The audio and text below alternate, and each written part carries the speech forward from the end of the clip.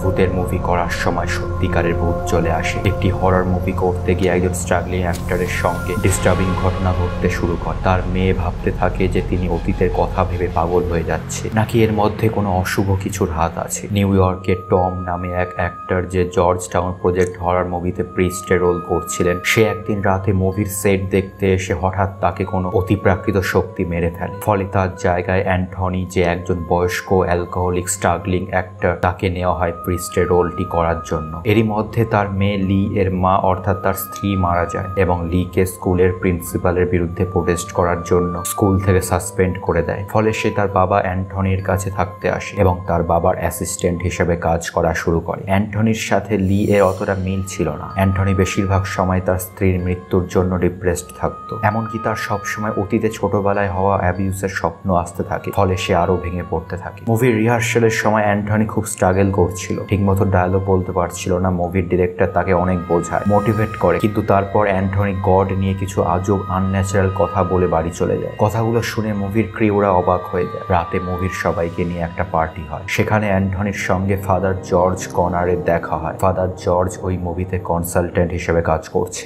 অর্থাৎ সে তাদের বলে দেবে একজন অরিজিনাল প্রিস্ট কিভাবে কাজ করে। তাদের মধ্যে কথা হওয়ার সময় অ্যান্টনি অদ্ভুত ভাবে শুধু ফাদারের গলার দিকে দেখছিল। পার্টিতে লি এর সাথে ওই মুভির মেন অ্যাক্ট্রেস ব্লেকের দেখা হয়। দুজনে কিছুক্ষণ কথা বলে, একটা ফ্রেন্ডশিপ গড়ে ওঠে তাদের মধ্যে। শুটের প্রথম দিনে ব্লেক আর লি কথা বলতে বলতে সেটে ঢুকে একটা নকল ভূতের রোবট দেখে। সেটা একজন ক্রিউ মেম্বার চালিয়ে দেখছিল যে ঠিক আছে কিনা, কিন্তু রোবটটি চলতে চলতে হঠাৎ কোনো কারণ ছাড়াই ড্যামেজ হয়ে যায়। তারপর তারা সেটের ভিতরে একটা নকল বাড়ি বানানো আছে সেটা দেখতে যায়, কিন্তু সেই বাড়িতে তারা কিছু অদ্ভুত অনুভব করে। ফলে তারা ওখান থেকে চলে আসে। প্রথম দিনের শুট শেষ করে অ্যান্টনি ও লি বাড়ি চলে যায়। রাতে লি জল খেতে গিয়ে দেখে যে অ্যান্টনির রুমের দরজা খোলা আছে। সে অ্যান্টনির রুমে ঢুকে দেখে যে অ্যান্টনি জানলার সামনে চুপচাপ দাঁড়িয়ে আছে। লি তখন অ্যান্টনিকে ডাকে, কিন্তু সে কোনো সাড়া দেয় না। তাই সে কাছে গিয়ে তার কাঁধে হাত রাখাতেই অ্যান্টনি ভয়ে পেছনে সরে আসে। লি তাকে বোঝায় যে সে স্লিপ ওয়াক করছিল। শুটের দ্বিতীয় দিনে ড্রেসিং রুমে অ্যান্টনির ছোটবেলার ভিশন আসে আর তার নাক দিয়ে রক্ত বের হয়। ফলে সে খুব ডিপ্রেসড হয়ে যায়। তাই সে ঠিকমতো কাজ করতে পারছিল না। ডিরেক্টর তাকে অনেক বোঝায়। তারপর যখন ডিরেক্টর চলে আসছে, ঠিক তখনই ওপর থেকে একটা লাইট ভেঙে পড়ে, ঠিক যেখানে এক মুহূর্ত আগে সে দাঁড়িয়ে অ্যান্টনিকে বোঝাচ্ছিল। ডিরেক্টর খুব রেগে গিয়ে চেল্লাতে শুরু করে, আর এই সব দেখে অ্যান্টনি কিছু ভাবছিল।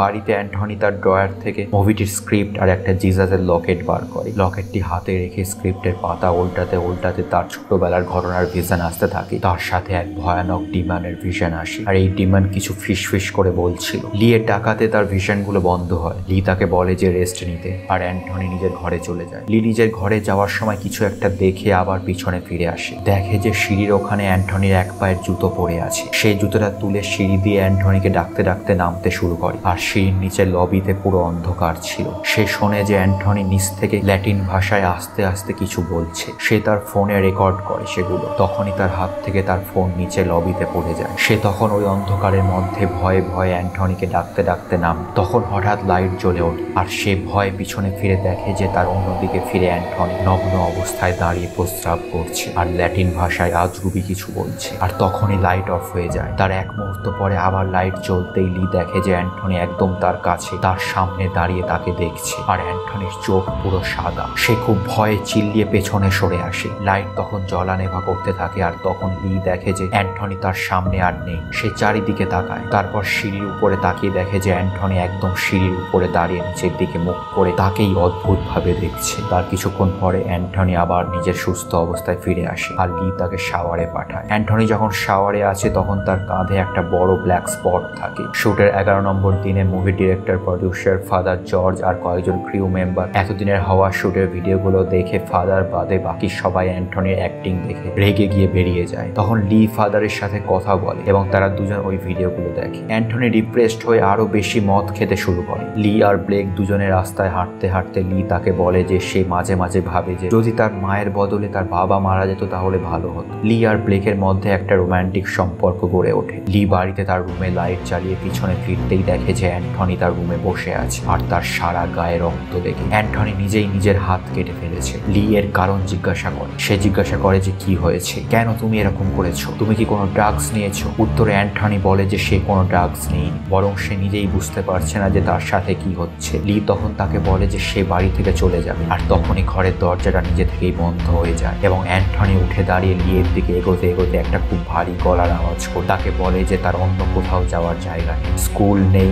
মা নেই, লিয়ের অ্যান্টনি ছাড়া কেউ নেই। আর লি কাঁদতে থাকে এবং অ্যান্টনিকে তার নাম ধরে বলে যে ঘর থেকে বেরিয়ে যেতে। অ্যান্টনি উত্তরে বলে যে তার নাম অ্যান্টনি নয়, আর ঘর থেকে বেরিয়ে যায়। শুটের 15 নম্বর দিনে লি অ্যান্টনির ড্রেসিং রুমে তার স্ক্রিপ্ট দিতে গিয়ে দেখে যে অ্যান্টনি কাঁদছে। অ্যান্টনি তখন লিয়ের কাছে সেদিনের ঘটনার জন্য ক্ষমা চায়। লি আর ব্লেক ফাদার জর্জের সাথে দেখা করে। লি ফাদারকে বলে যে অ্যান্টনি জেগে থাকা অবস্থাতেই স্লিপ ওয়াক করে। ফাদার তখন লিকে জিজ্ঞাসা করে অ্যান্টনির ছোটবেলায় কোনো কিছু হয়েছিল কিনা। লি বলে তার মা তাকে বলেছিল যে অ্যান্টনির সাথে ছোটবেলায় এক প্রিস্ট খুব অত্যাচার করেছিল। লি তারপর সেই দিনের লবির ঘটনাটা বলে যে অ্যান্টনি কিছু ল্যাটিন ভাষায় প্রে করছিল বা ফিস করছিল। সে তার ফোনের রেকর্ডিংটা শোনায়। ফাদার সেটা ট্রান্সলেট করে বলে যে অ্যান্টনি ডিমান মলেকের আসার জন্য পথ তৈরি করা, মলেকের জন্য বাচ্চাদের স্যাক্রিফাইস করার কথা বলছিল। ফাদার বলে যে ডিমান মলেক তারা যে মুভি শুট করছে সেই মুভির স্টোরির একটা ডিমান। সে বলে যে অ্যান্টনি তার মুভির ক্যারেক্টারে খুব গভীরভাবে ঢুকে গেছে, ফলে তার মেন্টাল প্রবলেম হচ্ছে, তাই সে অ্যান্টনির সঙ্গে কথা বলে দেখবে। ফাদার একটা বইতে মলেকের ব্যাপারে পড়তে শুরু করে। ঠিক সেই সময়ই তার চারপাশে একটা অশুভ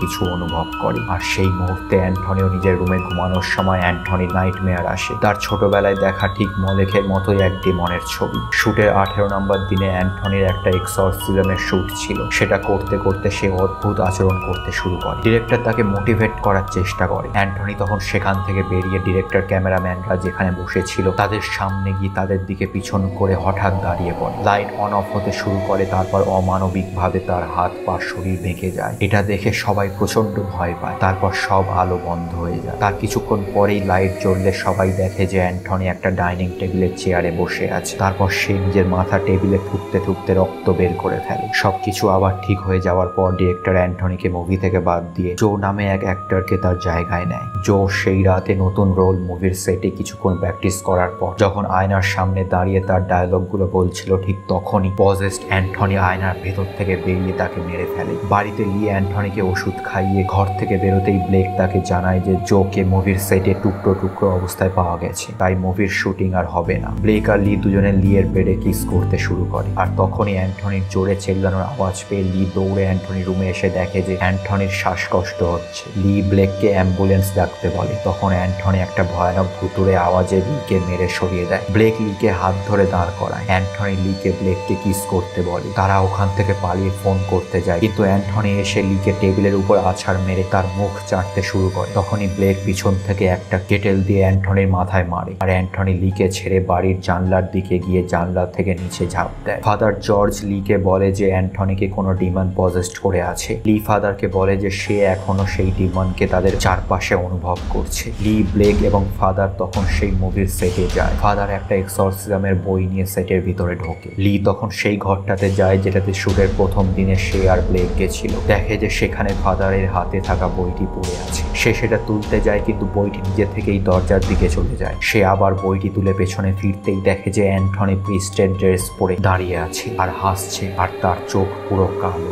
লি এক হাড় হিম করা ভয় অনুভব করে আর দেখে যে তার দুপাশে ফাদার এবং ব্লেক চোখ ওপরের দিকে করে বসে আছে। লি তখন ওই বইটি থেকে মন্ত্র পড়তে শুরু করে, কিন্তু অ্যান্টনি বলে যে তার এইসব শুনে আর কিছুই হয় না। সে বহুবার এইসব শুনেছে। সে আরো বলে যে অ্যান্টনি আর নেই। লি তাকে অ্যান্টনিকে ছেড়ে দিতে বলে, কিন্তু পজেসড অ্যান্টনি বলে যে তার অ্যান্টনিকে প্রয়োজন। লি তখন আবার মন্ত্রগুলো পড়তে শুরু করে। পজেসড অ্যান্টনি রেগে লিকে গলা ধরে হাওয়ায় তুলে নেয়। লি তখন তার পকেট থেকে জিজাসের একটা লকেট বের করে অ্যান্টনির মাথায় ঠেকাতেই অ্যান্টনির কপাল পুড়ে যায়। সে লিকে ছেড়ে দেয় এবং ফাদার জর্জ আর ব্লেকেরও জ্ঞান ফিরে আসে। অ্যান্টনি তখনও পজেসড রয়েছে। ফাদার পজেসড অ্যান্টনিকে বলে যে অ্যান্টনির বদলে তাকে পজেসড করতে। তাতে ডিমনটি রাজি হয় এবং সে ফাদারকে পজেসড করে নেয়। অ্যান্টনির তখন জ্ঞান ফেরে। পজেসড ফাদার অ্যান্টনির দিকে এগিয়ে আসতে শুরু করে। অ্যান্টনি বইটি তুলে পড়তে যাবে, কিন্তু বইটিতে আগুন লেগে যায়। সে বই ছেড়ে নিজেই মন্ত্র পড়তে শুরু করে। সেটা শুনে পজেসড ফাদার অমানবিক আচরণ করতে শুরু করে। তার সাথে ব্লেক এবং লিও মন্ত্র পড়তে শুরু করে। ফাদার তখন মন্ত্র শুনে পাগলের মতো পড়তে শুরু করে। সে জ্বালা যন্ত্রণায় কাতরাতে থাকে। লাইট অন অফ হতে শুরু হয়। এরপর ফাদার থেমে যায় আর এরাও মন্ত্র থামিয়ে দেয়। হঠাৎ তখনই ফাদার আবার উঠে অ্যান্টনিকে মেরে সরিয়ে দেয়। অ্যান্টনিকে বলে যে তাকে কেউ বাঁচাতে পারবে না এবং সে এক ডিমানিক মন্ত্র শুরু করে। এই সুযোগেই অ্যান্টনি উঠে জিজাসের লকেট ফাদারের মাথায় ঢুকিয়ে দেয় এবং ফাদারের সারা গায়ে আগুন জ্বলে ওঠে। আর এগ্রিমেন্টটি শেষ হয়ে যায়। এই ঘটনার পরে লি আর অ্যান্টনির মধ্যে খুব মিল হয়ে ওঠে। লি নতুন নতুন মুভির স্ক্রিপ্ট লিখতে শুরু করে, তার বাবাকে স্ক্রিপ্টগুলো মাঝে মাঝে পাঠায়, তার রায় নেয় স্ক্রিপ্টের ব্যাপারে। এইভাবেই চলতে থাকে তাদের নতুন জীবন। ভিডিওটি ভালো লাগলে অবশ্যই লাইক করে দেবেন এবং এরকম আরো ভিডিও পেতে চ্যানেলটিকে সাবস্ক্রাইব করে দেবেন। আশা করি সবাই ভালো থাকবেন। আবার দেখা হবে পরের ভিডিওতে।